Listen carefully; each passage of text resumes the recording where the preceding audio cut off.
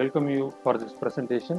This is a lecture series of elements of civil engineering and mechanics, and the first part of the module 1 which is covered, and it is a theoretical part where we engaged the civil engineering different streams and infrastructural development. Rest of 4.5 module you will be having the mechanics.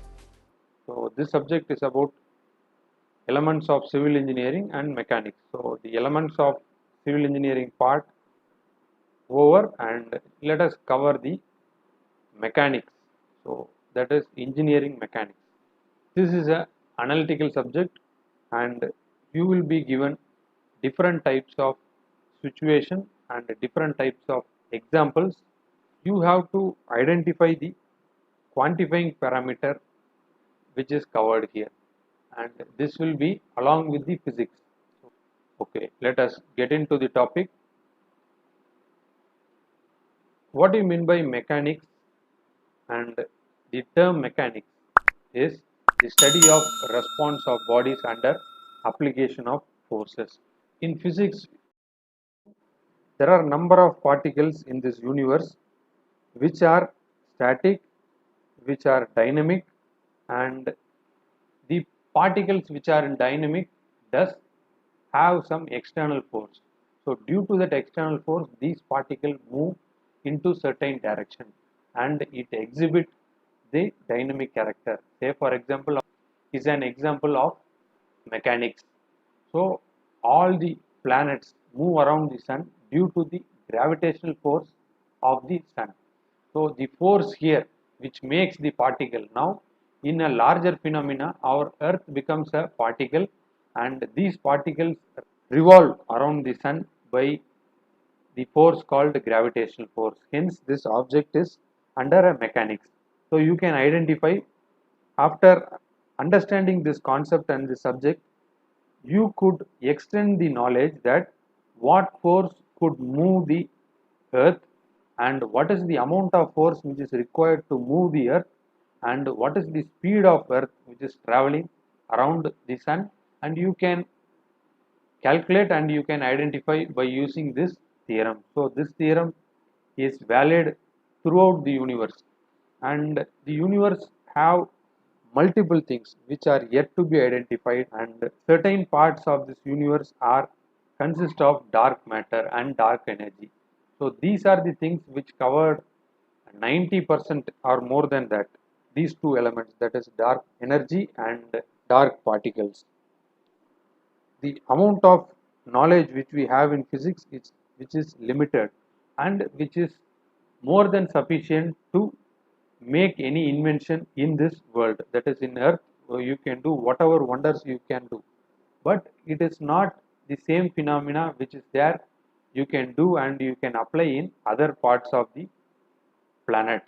By understanding this, you can become a successful engineer. This will give you a platform. So this is a area where you can identify the physics better for application purpose. Let us start with those things. And while discussing the concept of mechanics, if there is no force, then the object is not going to move as per the Newton's principle and Newton's law. The engineering mechanics is an application of mechanics to the solution of engineering problems. Right now we are learning engineering mechanics, and this gives solution for engineering problems. So you can observe, there is a basketball, how you could shoot the ball. So how much of force required and what is the angle which is required in order to shoot the ball into the net. You can identify these things by using this mechanics oriented concept.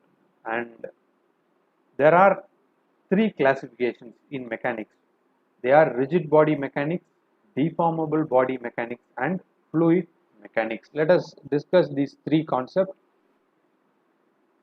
Now when we are looking into the concept of rigid bodies, it is a branch of science which deals with the study of bodies that do not undergo any deformation. So there is a concept called displacement and deformation. Here the object do not undergo any deformation under the application of forces.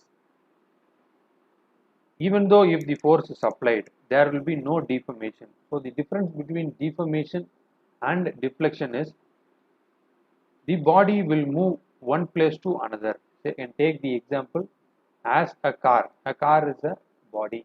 All the physical objects are also termed as bodies.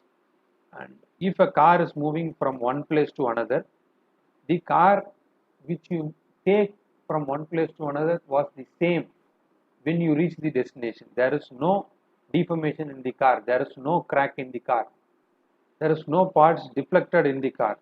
The car just moves from one place to another. So this is known as rigid body movement, and it is further classified into static and dynamic. Say for example, the example of rigid bodies is Angry Birds. So everyone has the experience of playing Angry Birds. They project themselves in a trajectory and they hit the places where they require. And the Angry Bird does not crush, not break, not get deformed, any injury, bone fractures, anything. They are very stable, and after that soon they will come to the next turn.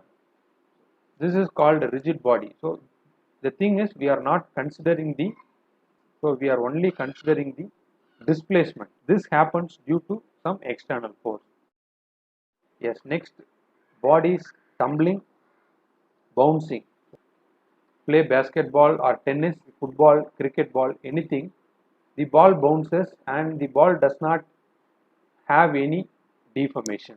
So it does not get affected in the surface or the internal. It does not get deflected. It just move from one place to another. Moving around in a room and colliding. Explosion and fracture. Drop of a camera. So these are the things which comes under the rigid. Why it is known as rigid? It does not get deflected. It is the way as it is. So this is the term called rigid bodies. These are the two classifications. One is statics and another one is dynamics. So you can study the concept of statics. It is the branch of mechanics which deal with the study of behavior of bodies or particles in a state of rest. The building does not move from one place to another.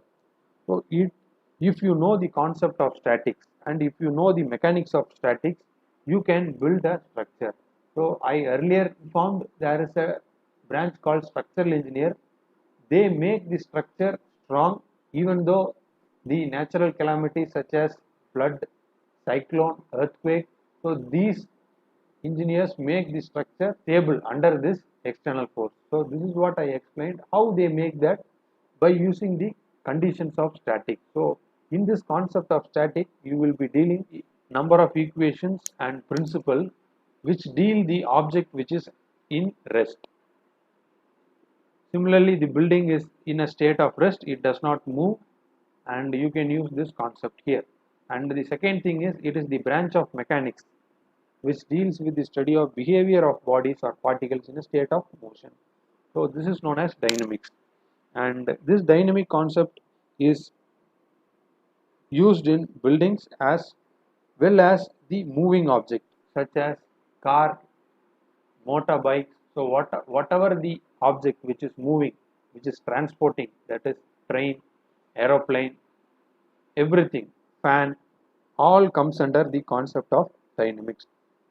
So these objects move from one position to another position, application of external forces, and it varies depends on the time. If you accelerate, the object moves fast, and if you deaccelerate, the object motion gets reduced. And this is some technical points regarding static and dynamic. So if any object which is placed in a floor, so this is a floor and an object placed in a floor, the condition of static deals with what is the downward force which is acting. So if there is any object, definitely that object will have the weight. So some weight is being transferred to the floor. If the floor is capable of taking the mass which is placed above the floor, then this object will be static. And if not, what will happen? If this object is heavy, whatever we are placing in this floor which is heavy, what happens? The floor gets cracked. In many Hollywood movies, we have observed that our heroes jump in the floor. What happens? The floor gets cracked. So they increase the weight of the character and they increase the weight of the object. They try to express. And what you mean by dynamics is, if any object which is moving along the floor, so this is known as the concept of dynamics. So this doesn't deal what is the force and reaction, which is not being considered here, and there is no support which is placed between the two objects. So the relative movement is being discussed here. So this is known as dynamics. So this is an example of static and dynamic. See, there is a ball placed. If you press that ball, whatever force you exert, so that will be the downward force which will be acting. And if the floor is sufficient to take all your loads, then object will be in stable position. And if the force gets maximum than the capacity of this object gets disordered. And next thing is dynamics. So static only deals with the force which is transferred and the reactive force. And in the concept of dynamics, if the same object has a relative movement with the floor, and if you apply some force, whatever force which is applied, which is downward and upward, this object doesn't move here. And in case of this example, so if a force is being exerted and this object is moving, starts moving, and if a moving object can be stopped by using our hand, and if you want to speed up, you can roll the object much faster, and if you want to slow it down, you can make it by stopping this object. And you can change the angle of motion by using your arms. You can exert any inclined force in order to move any object. So the same object or the same body can be used for static as well as dynamic. So what we are doing in that object, so this deals the subject. And okay, next let us understand what do you mean by scalar and vector quantity. A physical quantity which exists only magnitude, which is called scalar quantity. And the example of scalar quantity is time, mass, density, volume, distance, and so on. So in a speedometer, in a car, it only shows the speed. In that speedometer, whatever may be your direction, it does not deals with the direction, it only deals with the speed, and it does not speak the direction. Either you may move into 10-degree angle, 20-degree angle, it does not speak with that. And this is known as a scalar quantity. Not only the distance, the time doesn't have any direction. Next thing is vector quantity, a physical quantity which has a direction in addition to magnitude is known as a vector quantity. If the same car which is moving in a slope which is having an angle of 40 degree, now this car has velocity. So the speed is known as a scalar quantity and velocity is known as the vector quantity. Why? Because speed along with the direction gives you the velocity. So the velocity is the vector, which means direction is also included here. This is very much useful when you are traveling in aeroplane or ship. So if you have a well defined direction where you want to move, then you just have to travel in your path and only you can look into the speedometer for the time you have to travel. But in case of a aeroplane, two things are required: in which direction you move and at what speed you are moving. These are the two quantities which are very much required while traveling through a ship or while you are traveling in an aeroplane. Okay, next let us understand deformable bodies.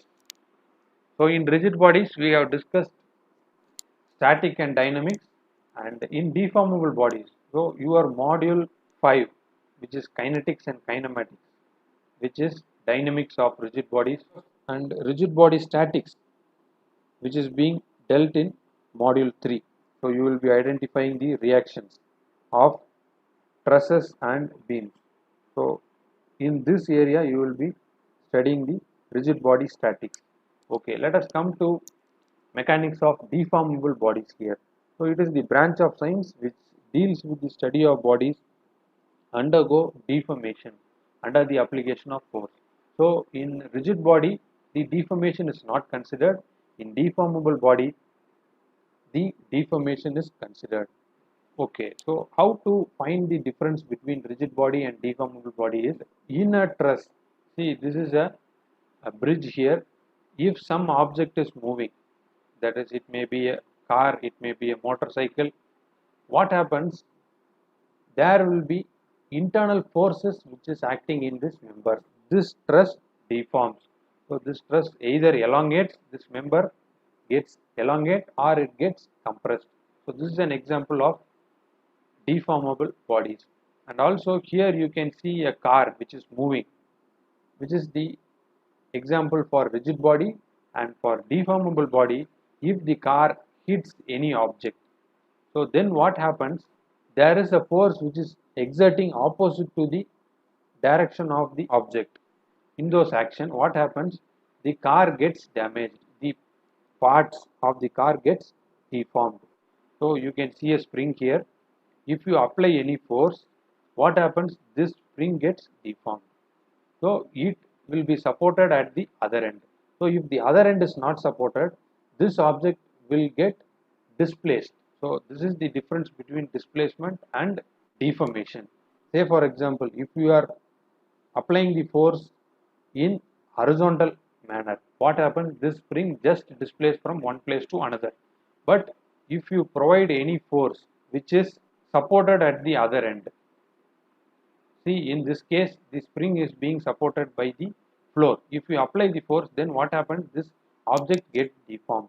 The same way, if you apply the force in this car in top, so if you apply any force in the top of this car, what happens? This car tends to, the deformation is the process how we apply the load. If both the ends are free and if you are applying the force along those ends, then the object will get rigid body. This is the concept of rigid body and deformable body. So if you want to study those concepts, so these are the subjects which you can go through in order to understand the deformable bodies, that is strength of materials, theory of plasticity and theory of elasticity. So in this subject you will be dealing all the deformable bodies. What are the application of deformable body? And this is the third type, which is mechanics of fluid. The study of rigid body and deformable body is over. Then the third thing in mechanics is mechanics of fluid. So there are two branches. So fluid, in the sense, you have two kinds of fluid. So we know that water is liquid. So fluid covers gas and liquid. So the gas is also termed to be a fluid. The particles are loosely packed here and particles are tightly packed when compared to gas. And in mechanics of fluid you have two classification, that is compressible fluid, that is gas. So when you say compressible fluid, the gas can be compressed. So and this is known as a compressible fluid, and incompressible fluid is a liquid. So it can be any type of liquid, it can be water, oil, it can be mercury, whatever might be. So these liquid is known as incompressible fluid. So fluid mechanics deals both liquids and gas. Well, I have to transport water from the dam to the house. So I need some force to make the dam water to reach the house. So some force is required. So how to arrive those force and how to make that water into flow, and this is the things which will be dealt in mechanics of fluid. Nowadays the car has two type of forces, that you can use either LPG or you can use the petrol or diesel. Under both the energy you can run the car. So this is an example for mechanics of fluid. So if you are studying in this area, you would be able to identify the amount of force which is required. So these are the three classification of mechanics. So now you got an idea what is mechanics. Next, let us understand this basic concept called mass and weight. So mass is the total amount of matter present in a body is known as mass, and the unit of mass is kilogram, and it is abbreviated as kg. So mass unit is always kg. If you are having a mass of 120 kg, your mass does not change when you travel to moon or when you travel to Jupiter or Mercury, whatever might be the planet. So your mass will be same. The mass is the amount of matter present in a body. What do you mean by weight is a body is attracted towards the earth due to gravitation. So when you add gravitation into the mass, then it is known as the weight. So simply the weight is known as mass into acceleration due to gravity. So the mass will be 120, and if you are standing in earth, the earth gravitational force is 9.81 meters per second square, and approximately you can take it as 10, and 120 into 10 will be 1200 Newton. This will be the weight when you are standing in earth. So when you are standing in a moon, so your acceleration due to gravity will change. So at that point you may get a different weight around 200 Newton. So this is the difference between mass and weight. So what is the external force which is acting in a object? So you will be the object, and what is the gravitational force which is acting? That will be known as the weight. So the unit of weight is Newton. It is indicated by the letter N. So the mass unit is kg and weight unit is Newton. When you are going through the subject, you will be hearing this terms, that is particle, body, continuum. And if you are knowing that, you will be getting a better understanding while proceeding the subject. A particle is known as a body of infinitely small volume whose mass can be neglected is called particle. So each and every particle makes a solid object. So this weight can be neglected, and this is an infinitely small part of a solid which is known as the particle. And what do you mean by a body is the assemblage of number of particles is known as a body. So you can see number of particles is being attached to make a cube. So this is a cube, and the same thing you can take it for a brick masonry. So all the bricks are small particles when you compare a wall, and the overall concept is known as the wall. So the wall here is known as a body, and the brick is known as a particle. So the same way, whatever might be your interest of study, so it depends on these concepts. And what do you mean by continuum is a continuous distribution of molecules in a body without intermolecular space is known as continuum.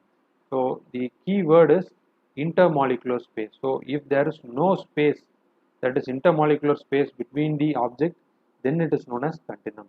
So a rigid body is a continuum. Why? Because all the solid objects have negligible intermolecular space, and very negligible, hence all the solid objects have continuum. And in case of liquid and gas, you don't find the concept of continuum here. Now we have discussed the basic things which are required in order to proceed with the subject. By this class you will be knowing what is mechanics and what are the classes, and we have three types of objects, that is solid, liquid and gas, and what are the theories which is there. And for solids we have mechanics of rigid body and mechanics of deformable body, and for liquid and gas you have mechanics of, so everything comes under the mechanics. So in general you understood that mechanics is whatever might be the object, it may be solid, liquid or gas, when you exert some force in your object, then this subject comes under mechanics. If the free state of the particle does not have any force to apply, then it does not cover under mechanics. In this universe, if any object is being attracted by the gravitational force, you can use this concept.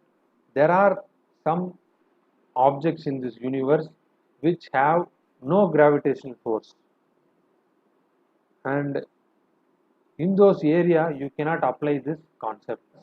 There are certain places in this universe which you don't have particles and there is only energy. So you have two classification.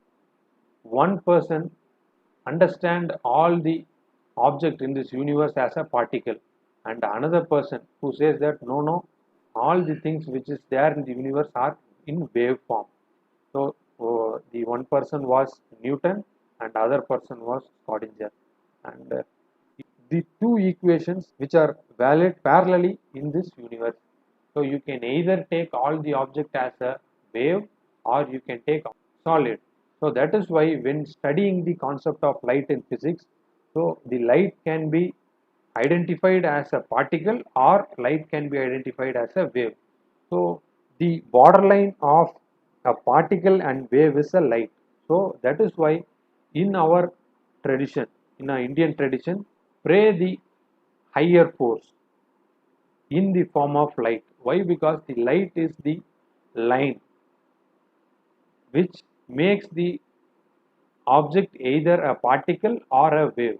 So both the concept are valid. If you test the light under the concept of wave, you can validate the equations, and if you take the concept as a particle, and you can derive the property of light through Newton's principle. So whenever we are making any new initiation, in our tradition we light the lamp. So when lighting the lamp, it crosses the border. So the light can be taken as energy or the light can be taken as a particle. So these two things are always interesting to discuss.